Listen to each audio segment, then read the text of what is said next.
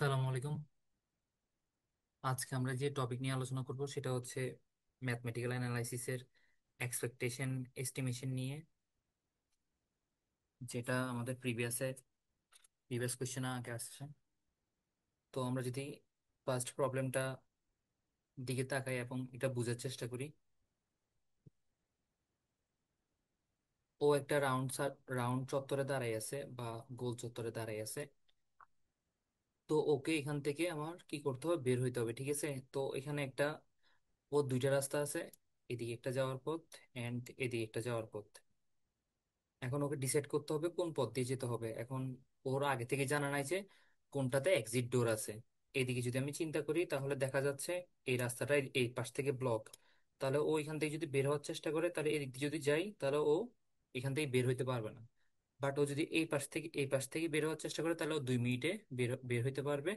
আর ও যদি এইদিকে যাই, এইদিকে গিয়ে আবার এখানে ব্যাক আসতে সময় হচ্ছে R2 হচ্ছে 15 মিনিটস, ঠিক আছে। তো আমরা ফার্স্টে এখানে যেহেতু দুইটা পথ আছে কোনটা আমার স্পেসিফিক জায়গা থেকে বের হওয়ার জন্য, তাহলে আমার প্রবাবিলিটি হবে, আমার যেহেতু দুইটা পথ তাহলে 1-কে 2 দিয়ে ভাগ করব। তাহলে দুইটা রাস্তা দিয়ে বের হওয়ার প্রবাবিলিটি ফার্স্ট হচ্ছে 1/2। এরপর হচ্ছে আমরা এক্সপেকটেশন এস্টিমেশনটা করব, ঠিক আছে।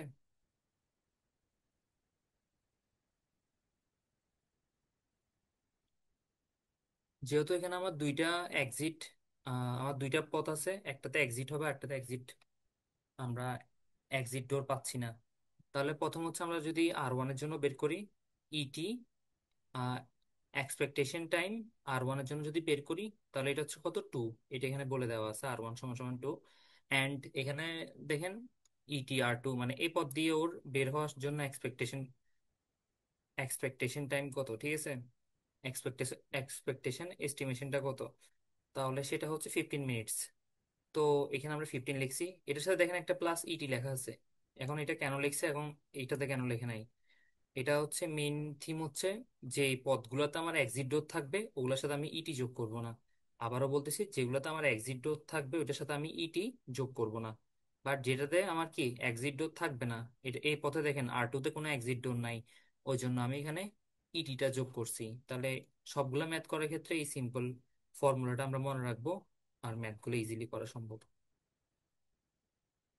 তো আমরা আমাদের দুইটা পথের জন্য R1 R2 পথের জন্য আমরা কি বের করে নিলাম, এক্সপেকটেশন এস্টিমেশনটা বের করে নিলাম। এটা হচ্ছে আমার এটা আর এটা, ঠিক আছে। এরপর হচ্ছে মেইন যে আমার এক্সপেকটেশন টাইম যেটা আছে বা এস্টিমেশন যেটা আছে ওটা আমরা বের করব। ওটা বের করার সূত্র হচ্ছে আমাদের যে ফার্স্টে যে প্রবাবিলিটি বের করে নিছি দুটোটা পথের জন্য, ওটা দিয়ে এই দুটোটাকে গুণ করে দুটোটাকে যোগ করে দিব। তাহলে আমার প্রথম পদের জন্য আমার এস্টিমেশন টাইম দিয়ে তার প্রবাবিলিটিকে গুণ করব। তাহলে তার প্রবাবিলিটির সাথে এস্টিমেশন টাইম গুণ হয়েছে, যোগ সেকেন্ডটার প্রবাবিলিটির সাথে তার এস্টিমেশন টাইমটা গুণ হয়েছে।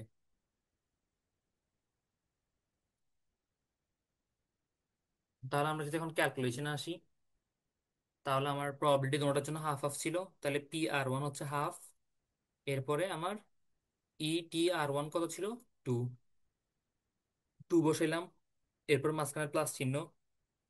এরপর দেখেন P(r2) কত, তাও হাফ, এখানে উপরে লেখা আছে এটা, সেটা কত লিখলাম, হাফ লিখলাম। এটার সাথে কত গুণ হবে, এই যে ET(r2) এটা কত, 15 + T1। তো 15 + T1 বলতেছি, 15 + ET। এরপর এগুলো গুণ করলে দেখবেন হাফের সাথে 2 গুণ করলে 1। এরপরে হাফের সাথে ভিতরের ব্র্যাকেটের দুটোটা গুণ করলে 7.5 প্লাস 0.5 ইটি। 0.5 ইটি মানে হাফ ইটি আর কি, হ্যাঁ। এরপর হচ্ছে ইটিটাকে আমরা সমান চিহ্নের এই পাশে নিয়ে যাবো গা, এখানে একটা ইটি আছে আগে থেকে ইকুয়েশনে। তো হাফ ইটি থেকে ইটি গেলে কত থাকবে, 0.5 ইটি থাকবে। এখানে যে ইটি ছিল এটা 1 ইটি, ঠিক আছে। 1 ইটি থেকে 0.5 ইটি গেলে 0.5 ইটি। 0.5 ইটি সমান 8.5। 0.5কে আমি যদি নিচে ভাগ করে দিই তাহলে কত হবে, আমার 17 বের হবে। তাহলে এগুলো যেহেতু মিনিটে দেওয়া ছিল এককগুলা, আমার আনসার কত বেরিয়েছে, মিনিটে বেরিয়েছে। সেকেন্ড প্রবলেমের দিকে চাই, ঠিক আছে। Estimate the expected number of minutes your friends will be wandering in the Golpahar মোড় টু ফাইন্ড দ্য শিল্পকলা একাডেমি। ঠিক আছে, ও গোলপাহাড় মোড় থেকে শিল্পকলা একাডেমিতে যাইতে ওর কতক্ষণ সময় লাগবে। এক্সপেক্টেড টাইম কতটুকু হবে। এখন যেহেতু ওর চারটা রুট আছে দেখেন, এদিকে একটা রুট, জিসি দিয়ে একটা রুট, প্রবর্তক দিয়ে একটা রুট, আর এদিকে আরেকটা রুট আছে, হ্যাঁ, R4। তো আর মেন আর আসল রুটটা হচ্ছে এদিকে শিল্পকলার দিকে। তো আমার যেহেতু ও আগে ও চিনে না শহর, শহর আগে থেকে তোকে, ও তো জানে না কোন দিক দিয়ে যাইতে হবে, তো ওর জন্য চারোটার জন্য হিসাব করতে হবে। ও যদি জিসি দিয়ে যায় তাহলে ওর কত, আমার জিসি দিয়ে গেলে দেখতেছে এখানে কোনো এক্সিট গেট নাই, ওর আবার ফিরে আসতে হচ্ছে, তাহলে ওর টোটাল টাইম লাগতেছে 5 মিনিট। দেন আবার দেখেন ও প্রবর্তক দিয়ে গেছে, এখানে কোনো এক্সিট ডোর নাই, তাহলে ও আবার ফিরে আসছে, ঠিক আছে, তাহলে ওর লাগছে 7 মিনিট। আর এদিকে গেলে আমার কতক্ষণ লাগতেছে, 15 মিনিট, ঠিক আছে, এদিকেও কোনো এক্সিট ডোর নাই। তাইলে এরপর হচ্ছে লাস্টেরটা, এদিকে এক্সিট ডোর আছে, শিল্পকলা যেটা ও, যেখানে ও রিচ করবে, তাহলে এদিকে চলে গেলে ওর কত, 4 মিনিট লাগতেছে। এখন আমরা যেহেতু এখানে চারটা রুট আছে আমার, এই জন্য আমরা ওয়ানকে কত দিয়ে ভাগ করবো, প্রবাবিলিটি বের করার জন্য 4 দিয়ে ভাগ করবো, ঠিক আছে। তাহলে চারটার জন্য প্রবাবিলিটি বের হবে 1/4। সেটা যদি আমরা এখানে দেখার চেষ্টা করি, probability of R1 R2 R3, probability R4 কত বেরিয়েছে আমার, 1/4। তাহলে প্রথমে চারোটা প্রবাবিলিটি বের করে নেবেন। এরপর হচ্ছে আমি গত ম্যাথে যেটা করছি, যেখানে এক্সিট ডোর থাকবে না ওগুলোর সাথে আমরা কি যোগ করবো, ইটি যোগ করবো, আর যেখানে এক্সিট ডোর থাকবে সেখানে কিছু যোগ করার দরকার নাই। তাহলে দেখেন, যখন আমরা R1 এর সাপেক্ষে মানে এই দিক দিয়ে বের করতেছি, এটার জন্য বের করতেছি, তখন দেখেন ডিরেক্ট জাস্ট 4 মিনিটসটাই বসাই দিছি, কোনো ইটি যোগ করি নাই, যেহেতু এখানে এক্সিট ডোর আছে। এইখানে যেগুলোতে এক্সিট ডোর নাই, ওগুলা ওগুলার মানের সাথে আমি সবগুলোর সাথে ইটি যোগ করতে হবে, ঠিক আছে, সবগুলোর সাথে ইটি যোগ করতে হবে। এরপরে ফাইনাল এস্টিমেশন টাইমটা যখন আমরা বের করব, তখন কি করবো, প্রবাবিলিটির সাথে ওগুলো গুণ করবো, আর প্রবাবিলিটি R1 এর সাথে প্রবাবিলিটি এস্টিমেশন টাইম R1, এরপরে প্রবাবিলিটি অফ R2 এর সাথে এস্টিমেশন টাইম R2, প্রবাবিলিটি 3 এর সাথে এস্টিমেশন R3, প্রবাবিলিটি 4 এর সাথে এস্টিমেশন R4। তো এখানে ইকুয়েশনটা এভাবে লিখে ফেলবেন, লিখে জাস্ট আপনি ইটি এর মানটা বের করবেন। তো আমি,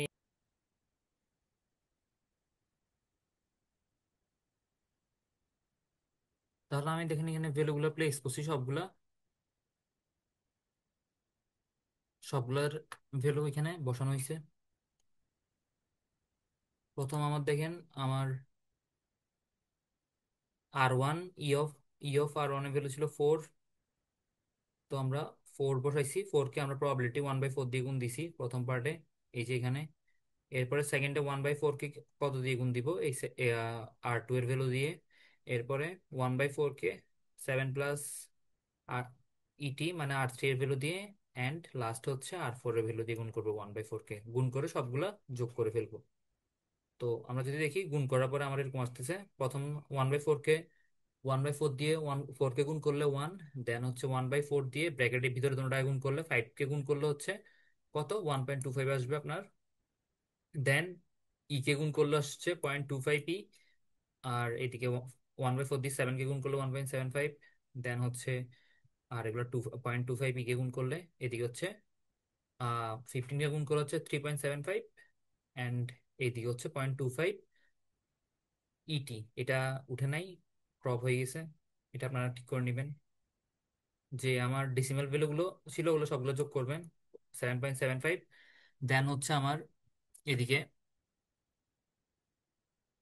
0.25 ইগুলোকে যোগ করলে 0.75 ইটি, 0.75 ইটিকে এই পাশে পাঠিয়ে দিলে ইটির সাথে বিয়োগ করলে আসবে 0.25 ইটি, এখান থেকে ইটির মান বের করবেন, সেটা বের হবে 31 মিনিট। এরপর হচ্ছে আমরা সেকেন্ড প্রবলেমের দিকে যাই।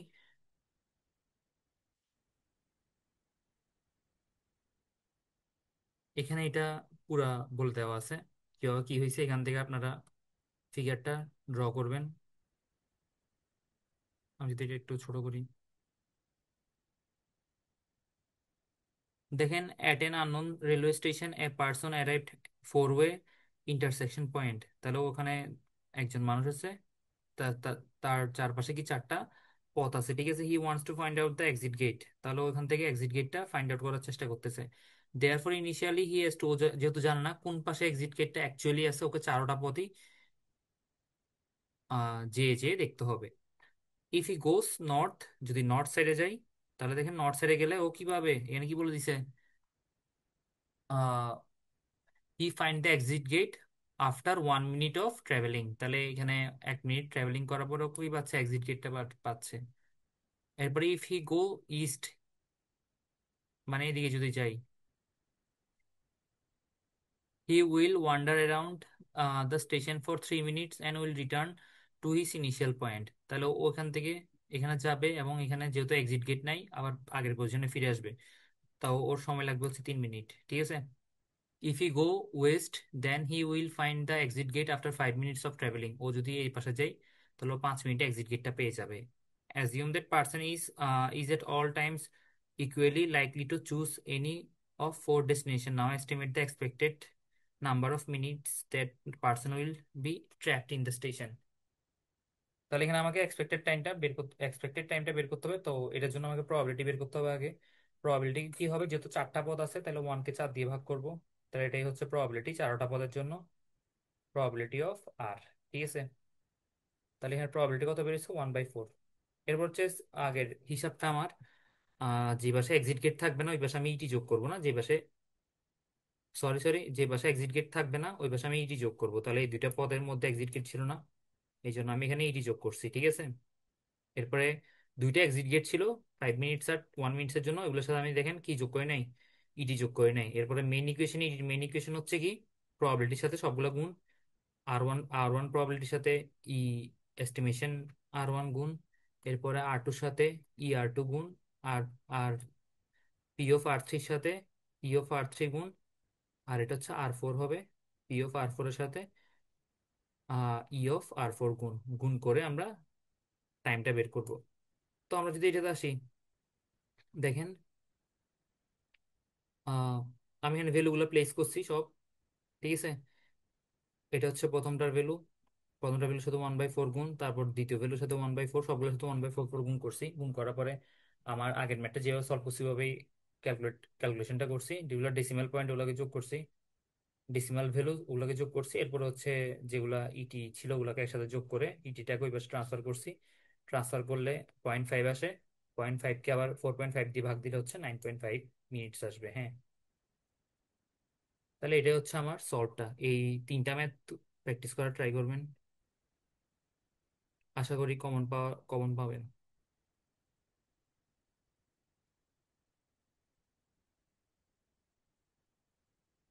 আর এখানে আর দুইটা প্রবলেম আছে, এগুলো দেখে নেওয়ার চেষ্টা করবেন।